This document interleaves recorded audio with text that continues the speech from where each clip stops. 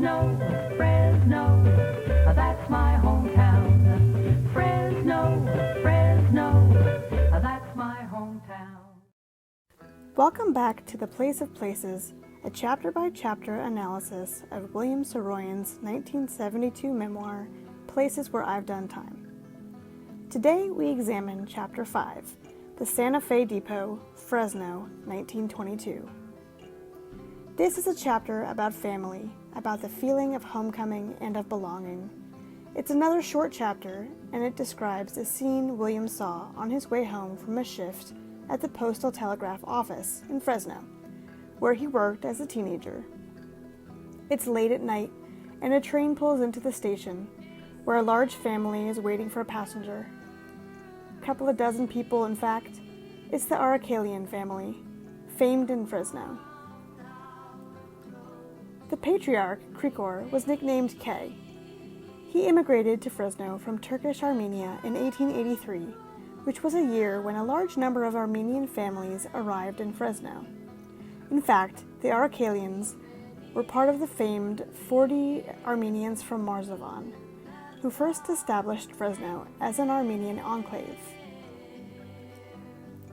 Kay became an astute businessman, eventually owning land in Fresno, Kings, Madera, Stanislaus, and San Joaquin counties, and then a winter home in Palm Springs and a home in San Francisco.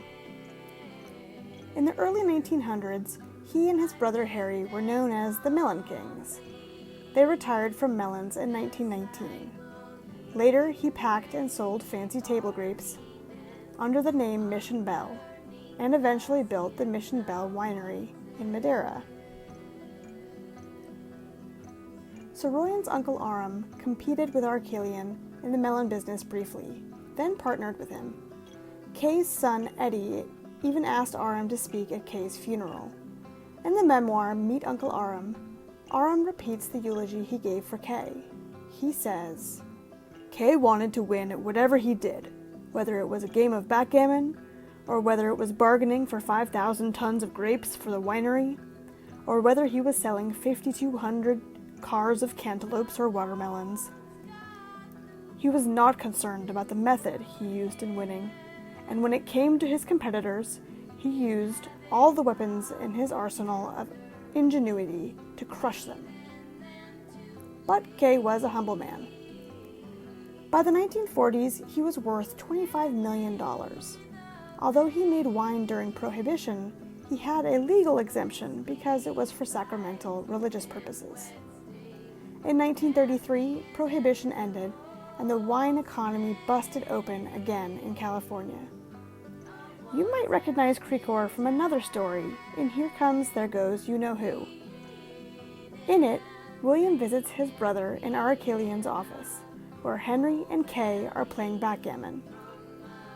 Henry keeps winning, but Kay isn't playing for money, to the Saroyans' dismay.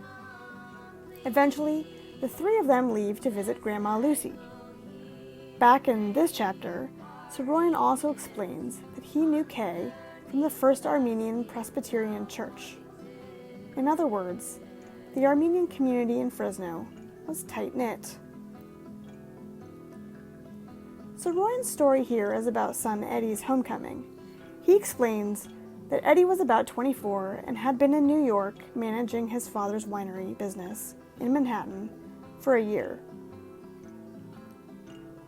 Eddie married Athenia Markarian, the daughter of Fresno fig tycoon Henry Markarian. They were Fresno agriculture royalty. Eddie and Athenia lived in New York throughout the 1930s and returned to Fresno in 1942. In 1944, Kay sold his winery to Louis Petra, who in 1949 sold to Eddie, who created the Argonne Winery Company. Krikor gave a major gift that helped build the California Armenian old-aged home, and then he died of a heart attack in 1951 at the age of 79. Eddie died young in 1953 at the age of 47. Eddie was an interesting character, but perhaps more notorious was a story about Kay's son, Vaughn. This story made national news. Vaughn suffered from epilepsy, and Kay had spent hundreds of thousands of dollars working with doctors and hiring a nurse for his son, but Vaughn's condition wasn't improving. In 1947, Kay heard of a mystic, a young Armenian-Iranian faith healer named Avak Hagopian. Kay took the healer to his home in Palm Springs, where Avak the Great prayed over Vaughn and meditated. Word got out that the healer was in Palm Springs, and crowds appeared on the property, greatly vexing Kay, who wanted them to leave. After months of care, the healer declared that treatment had ended, and Hagopian announced he would tour the U.S. and Canada to conduct faith healings. Tatos Kardashian, patriarch of, yes, that Kardashian family, and believer in prophecies, began sponsoring Hagopian, and this kicked off a movement of Pentecostal faith healing in Southern California that eventually partnered with the KKK. Vaughn was never cured, but he did live until 1977, and the whole event was notable news at the time and remains a significant landmark in American religious history. But I digress. In this chapter, Saroyan imagines the pleasure of Eddie riding the train from New York and arriving late at night to a joyful family. 3,000 miles was nothing. You got on a train, you had your own private little room, you changed at Chicago, you ate great meals in the club car, and then all of a sudden you were back in Fresno. And there everybody was, standing on the station platform waiting for you. Who could ask for anything more? From the perspective of 1969, when he's writing this, he remembers his own trip to New York in 1928. But Eddie returned to a proud family, clamoring to see him fresh off the train. We know from Chapter 3 that William did not come home to the same fanfare in 1929. Instead, he returned sick and dejected, with his family in San Francisco immediately urging him to find work. To Saroyan, Fresno represented a security blanket, that cocoon of belonging that he lacked everywhere else he lived. Though his siblings and mother welcomed him in San Francisco, the extended family, the one he wrote about so lovingly in his short stories, they were all in Fresno. Maybe they would have welcomed him like the Arachelians welcomed Eddie, with laughter and hugs.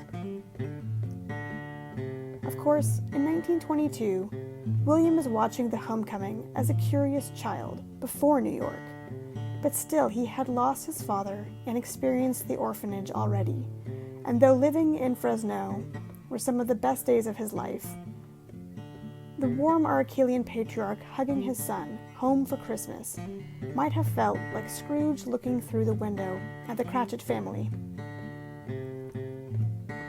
This is a moment that makes Saroyan laugh with happiness all over again in 1969, and it's a great illustration of what Fresno meant to him, and probably what it meant to many other Armenians who left and returned.